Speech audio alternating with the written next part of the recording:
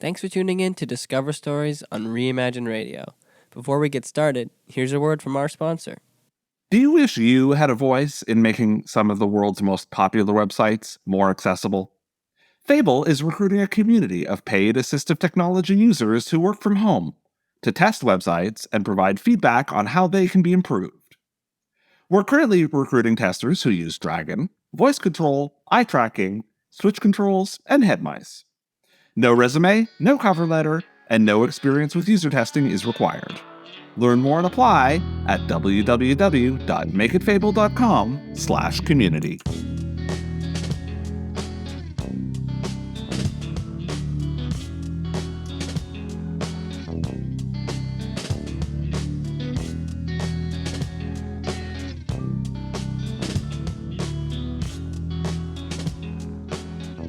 So when you first got into the journalism industry, what was your initial experience in the workplace like?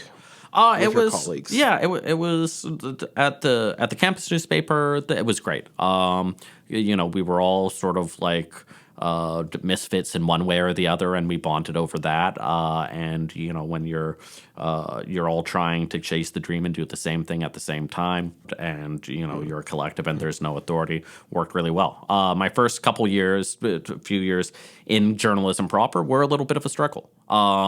In the sense that it's like, a lot of managers thought that I was too awkward and arrogant. And that I needed to pay my dues more, certainly. I didn't have, sort of the bedside manners or the frankly good looks that help you for being a TV reporter as well, right? I didn't have the formal training because I learned from the campus newspaper as well. And you're going into newsrooms where there's established power structures. So instead of like, oh, we all join at the same time and we're all on the same team, you're trying to break in and form connections with people that already have their established dynamics. And then you're the weirdo that knows too much and has bad eye contact and is too blunt with them when you think you're right. So it took it took the time for me to temper some of that stuff. B, it took me time to learn as much about local news stuff so that I could do good work, right? And do work on the level of more senior people, so I could be like, yeah, you should be able to judge my stuff. It's on the merits of the stuff. And C, just the amount of time in any workplace where you get to know people a little bit more, and I could be more comfortable around them. It was tough, but it was by the time that I moved to CBC, I had figured that part out of it enough, and also I had done enough work in a professional setting and in BCs that when I went to CBC, the managers there and the co-workers knew it's like, this is Justin. Here are the things he's good at. Yeah. Here are the things he is not good at. We hired him for this whole package of, things.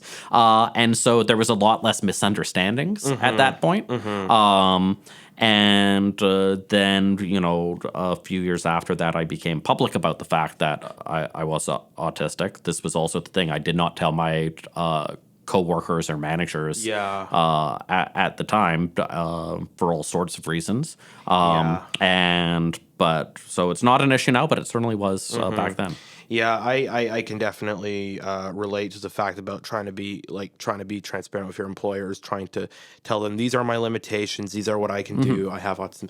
Like I've worked in a few part-time jobs, mostly under my dad, but when I was working for a pharmacy in Burnaby for a seniors home during the COVID-19 pandemic, I wasn't really public with the fact I had autism either, because I didn't want to stress them out too much. And then sometimes because some people get weird about it. Yeah, exactly. Like I mentioned, there's still that stigma, and you're not sure if you should or you should not. And just personally, in my experience, I fear that they go, oh, you ask too much, or yeah. But the way that I would, the way that I would talk around it back then is being like, look, these are the sorts of stories that I'm really good at, and you know that I'm really good at, and the audience really likes, and they're this and this and this and this, and these are the sorts of things that I'm not really good at, and you've seen me not be good at those things, so let me do the good things, right? And it's a way to talk about it from a support-based way. That doesn't make people defensive, but still allows you to thrive. At least that's how I sort of figured it out over time. Fair. So, actually, I want to ask, what has the situation been with other journalists, or if you know any other journalists who are autistic, and what's the situation that they face? I know a couple. There's some people also who I suspect might be on the spectrum. If you look at the stats now of one in every X people in Canada, and you extrapolate that out and you look around your own workforce within a province, but you don't want to pry and you want to respect people's privacy. I go to, certainly, like, it is on one hand, like, lots of workforces a challenge. It's a very there are challenges and opportunities. It's a profession that does, in most parts of it, require a lot of personal initiative, interaction with strangers, first impressions, introduction to new sensory experiences, all things that I do not like, right? Same here. Doing the interview was the one thing I always dreaded at BCIT, other than the pivoting. But it's an inevitability in the industry, so I just grit my teeth and do it. And once I've you do enough interviews and you find a certain way of it, and I always went, it's like I'm having a conversation and I'm trying to find out information. Of course. But so there's a lot of things about the profession that can activate those anxiety stressors in the brain, and that does make it difficult. On the other hand, sort of the core parts of journalism, of gathering the information, communicating it out, doing the same sort of tasks day to day, are fit with a lot of the places where neurodiverse people can thrive, right? So there are opportunities, and you can see that in where people work, but it's also, you don't want to paint too broad of a brush. Yeah, that's fair. Anyways, when I was doing some research for this subject, I came across something really alarming. In the 2017 Canadian Survey on Disability, those with autism aged 20 to 64, only 33% reported being employed, compared to 79% without a disability. And the median yearly employment income for those with autism was $2,000. 54% reported getting their pay from municipal social assistance, welfare, old age security, guaranteed income supplements, investment income, special support, or tax credits, scholarships. I want to ask, what's your take, being an employee at CBC and someone who identifies as having autism? What do you think is one of the major issues with autistic people facing employment, or what do you think is one of the really systemic issues with employers that show reluctance to hire people with autism? I think most workplaces are concerned about first impressions and the bottom line, and what can you do you appear to initially to be an impediment for me to achieve those things relative to another person that I can hire. And when it comes down to those first few times where you're working, where it's like I am having difficulty with this task or this interaction with someone. It can be very easy for, if there aren't regulations in place and your manager is, let's say, unsympathetic, to put it maybe more kindly than it deserves, for managers to not give to autistic people opportunities, right? And, that can be even, if you're able to live your day-to-day life with minimal outside supports, right? Because, those first few things about getting a job and the interview and that first impression and learning the new systems, right? Are so trepidatious for a lot of folks. So I understand the stats. It is not so when you say that to me, I'm not surprised. Does that make it good or just? Of course not. But it shows the long way that we have to go in order to make sure that there are opportunities for people. I don't think of it as like you need to have a job to have self-worth. But if you want to have a job and whatever your setup is such that you need it to live the life that you need to, then we need to do a better job to ensure that our workplaces are welcoming and accommodating and have systems in place that allow all folks to shine and to have the opportunity to do the stuff that they are good at.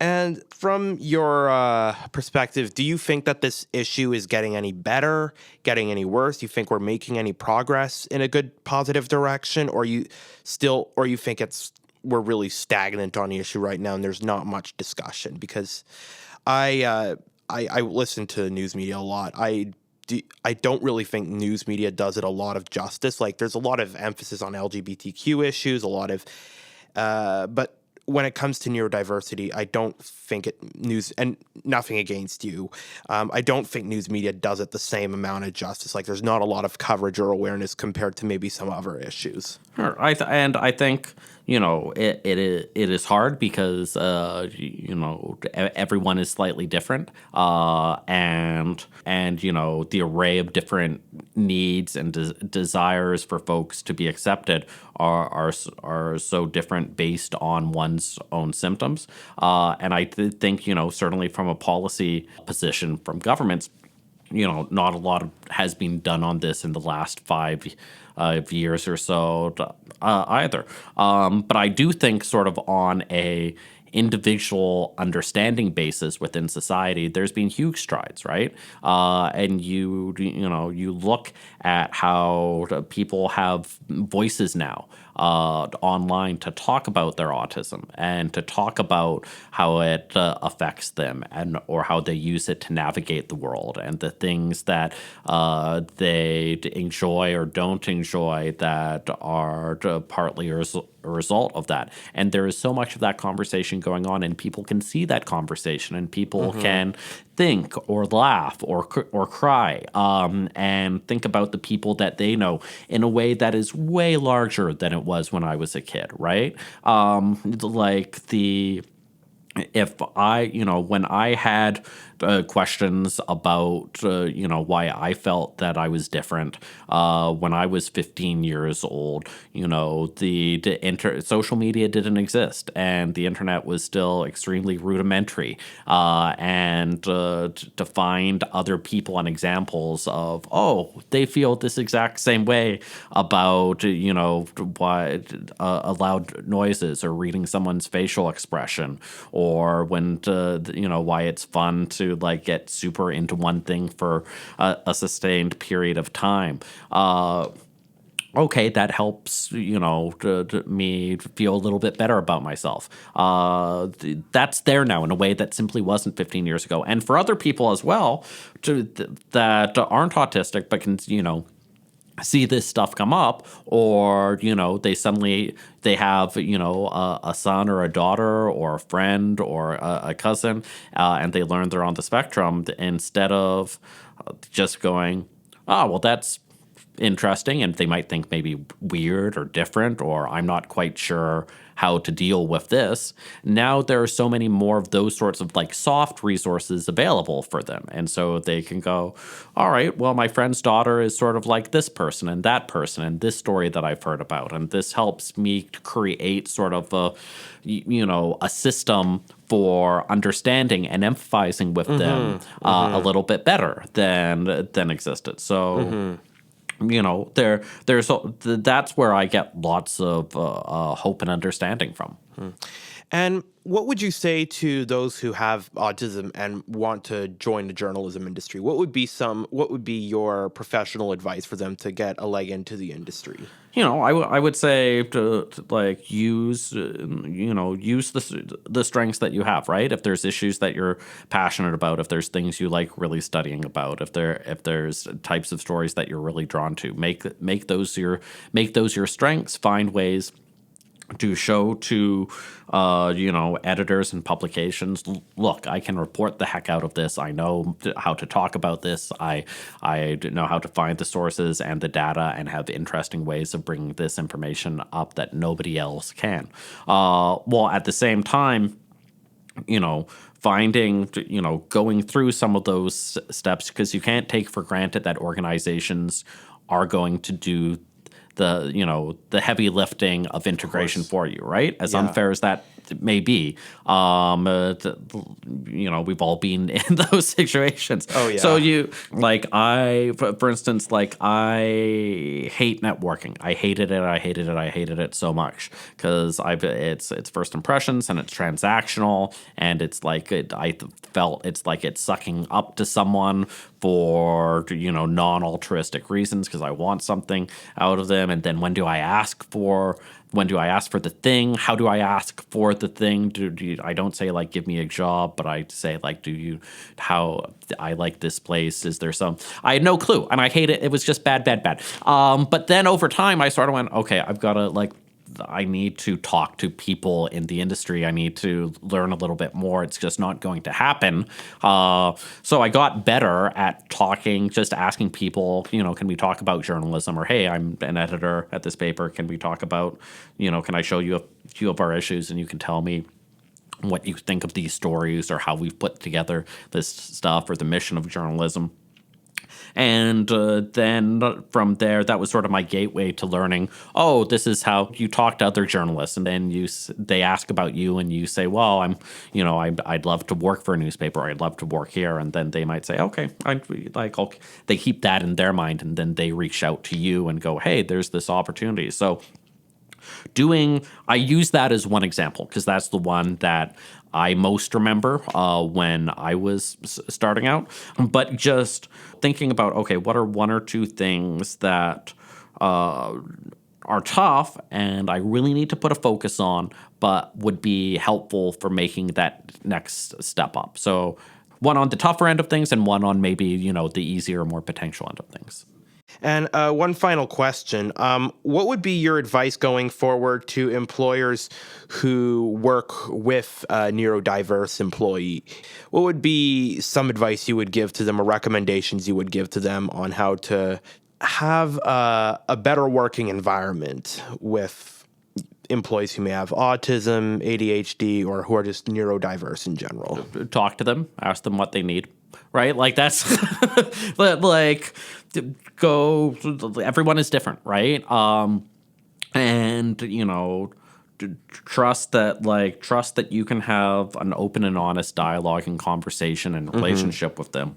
And it's not about and not viewing it in a way of a burden or making sacrifices or oh God, we have to set up this complicated structure in order to make things work. What are areas that you're finding that are working for you? Which ones aren't? Or, hey, I'm noticing doing these sorts of things seems to be a bit more difficult for you. Is that true? Okay, well, what if you did more of this instead, right? A fair number of autistic people find that, once you have a structure that works for you and a routine, it's great.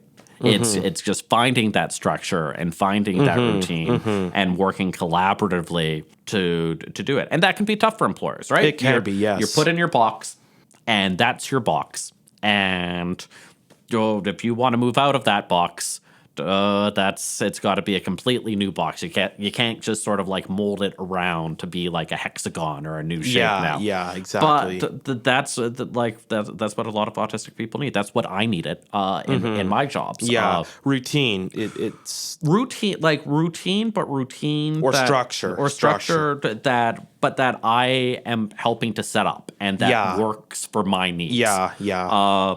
Whereas bosses are good with the structure and routine, but they want it 100% on their terms.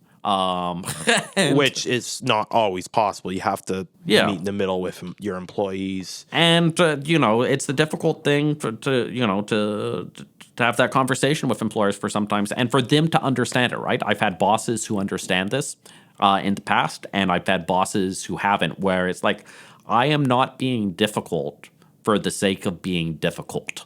Because I want to be mean to you or whatever else. You think I am being difficult when in actuality these one or two things that I am doing are deeply stressful and really difficult for me to do because of these things that are symptoms. And if we can find a way where I don't have to do those, or we do it in this way instead, I think that would go a long way. Yeah, because this is how my brain works. And that's, when you're 1 week into a job, that's a pretty intimidating conversation to have. Oh, it is. It can be. Yeah. For me, I would probably be very intimidated with my employer not to share anything, and I just go, okay, I agree to the conditions. I'll do it to the best of my ability. And in some ways, right, and that's masking, and we do it all the time. Yeah.